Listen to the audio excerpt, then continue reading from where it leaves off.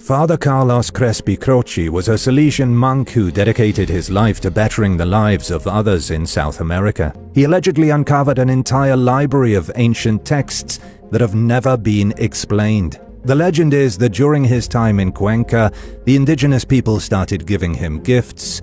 Crespi was intrigued by the treasures they offered him. Soon he asked to be shown their source. The locals brought him to a bizarre series of underground tunnels deep in the jungle. The priest was shocked to find artifacts that appeared to be from the other side of the world. The treasure looked like it had been left in the underground labyrinth by people from ancient Babylon or Sumer. He found an entire library of texts carved on metallic tablets in an unknown language. Slowly but surely, he brought the artifacts out of the darkness and established his own museum for them. The priest had acquired an estimated 50,000 artifacts. He was in contact with the Vatican about his discoveries. They were the ones who gave him permission to start his museum. But shortly after that, around 1962, the museum was destroyed in a mysterious fire. After the priest passed away in 1982, all of his artifacts disappeared. An antiquities dealer out of Jerusalem found what may have been the original draft of the Bible. The antiquities dealer was named Moses Wilhelm Shapira. The book he found was believed to be the oldest version of Deuteronomy, the fifth book of Moses. It was written an estimated 1,000 years before other texts from the Bible or the Torah. His book was shorter than other versions of Deuteronomy. Instead of having 10 commandments like the normal Bible, this version had 9 divine admonitions. Shapira wanted $250 million in today's currency for the scrolls in his possession. He was trying to sell them to the British Museum. He had been an honest supplier of historical manuscripts to the museum for a decade already. He was a scholar who could translate Hebrew and worked with various important European clients. If he said it was legit, it was legit. Shapira was accused of several forgeries. Shapira's scrolls were dismissed as fakes, and he was discovered dead under mysterious circumstances.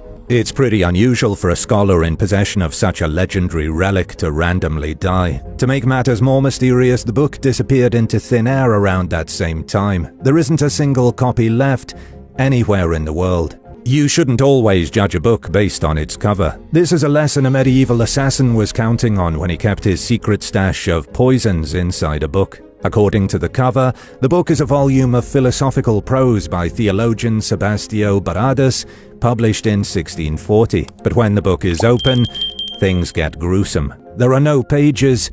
Instead, it's a collection of tiny drawers and vials, once used to mix fatal concoctions. On the inside of the cover is a banner with 2 skeletons and the words Statutum est hominibus semel mori. In English it means, all people are destined to die once. It's an incredibly ominous passage from Hebrews 9:27. It's doubly ominous when you look at the labels on the tiny drawers within the bulk of the book. The drawers are labeled with the names of 10 poisonous plants: foxglove, hemlock and wolfsbane, just to name 3. Properly administered, the ingredients once held inside the drawers were fatal. It appears to have been used as a briefcase by a poisoner who needed to take his lethal elixirs on the road. But it may also be a modern forgery. Book conservator Mindel Dubansky says putting a precise date on objects like this is very tricky.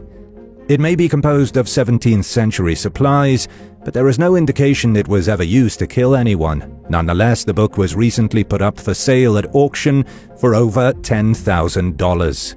The earliest surviving autobiography written in English was authored by a woman named Marjorie Kemp. It is a truly fascinating read and an eye-opening look into 14th century East Anglia. Although I say it's written in English, it's a much older version called Middle English. It's what people spoke during Marjorie's lifetime over 600 years ago. Women in the Middle Ages were extremely illiterate. If a woman wanted a biography made, it usually had to be written by a man. Marjorie Kemp was one of the first modern feminist heroines. She was born into nothing yet led a truly remarkable life. Her father John was a landowner in the town of King's Lynn. By the time she was 20, Marjorie was married to a man named John Kemp. Her husband was even less wealthy than she was.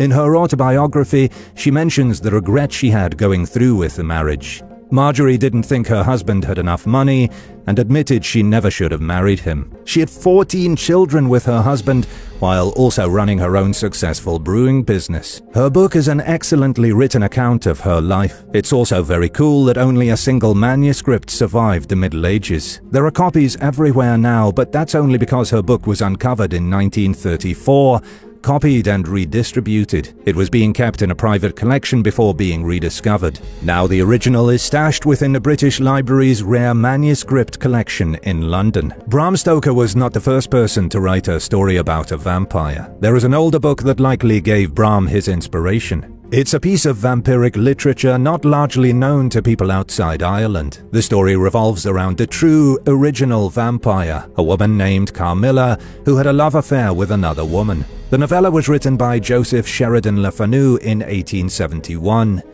It's titled simply Carmilla. The story of Carmilla is told through the eyes of Laura. Laura was a young English woman, just like the English protagonist in Dracula, who fell prey to the vampire. Laura and the vampire Carmilla developed an intense relationship after Carmilla arrived unexpectedly at Laura's home. As Laura and Carmilla's relationship blossomed, the nearby villages erupted in panic. People were dying of a mysterious illness, while Laura suffered recurring dreams of a giant cat mauling her in the night. The rest of the tale involves a vampire hunter, a hidden tomb, and a wooden stake. The similarities between the book Carmilla and the book Dracula are far too great to imagine Bram Stoker didn't copy the earlier work, at least a little bit. People have been debating the existence of aliens for centuries. A book recently came to light that was written 300 years ago and proves medieval people believed in aliens. The book was published in 1698 by Dutch scientist Christian Huygens. It's called The Celestial World Discovered, or Conjectures Concerning the Inhabitants, Plants and Productions of the Worlds in the Planets. Authors in the 17th century had no shame when it came to extraordinarily long book names. A copy of this old tome was recently unearthed in England's Cotswolds in an antiquities event. Somebody's family had been passing the thing down for centuries. It was expected to get upwards of $5,000 at auction. The Dutch scientist tried to describe what he thought alien life looks like on other planets. He was particularly fascinated with Jupiter and Saturn. Christian's theory, which he detailed in the book, says that animals were bigger on bigger planets. He said creatures on Jupiter were likely 15 times bigger than elephants. He also believed there must be intelligent life on the other planets, with hands and feet just like ours. It was a time when believing in aliens was not something the church was particularly fond of. Christian Huygens was also the man who discovered Saturn's moon Titan in 1655. Sir Alan Lane was the man who revolutionized casual reading. In the early 20th century, paperback books existed but were very poorly made. The subject material was also quite bad, resulting in low sales. Lane, the creator of Penguin Books, changed all that. He mass-marketed paperbacks of classic literature. To help motivate casual readers to pick up his new paperbacks, Lane also came up with a really strange invention, and it could make a comeback one day. His invention was called the Penguin Cubator. It was a vending machine for paperback novels in 1937. The very first one was installed on 66 Charing Cross Road in London. They were soon found outside railway stations and anywhere else people might want to pick up an easy novel. Lane actually got his inspiration for the machines after a weekend visit with Agatha Christie. He was on a platform waiting for the train and wanted something to read on his trip home to London. He went into the bookstall but only found magazines and boring reprints of Victorian novels. He was so appalled by the meager selection that his brilliant idea for the Penguin Cubator was born. Penguin Books Limited is still one of the biggest publishers in the world. The Kindle revolutionized the way people read books. At least it did in our day and age. But the truth is that a medieval Kindle was already around in the 1400s. People have been reading on the go since the Middle Ages.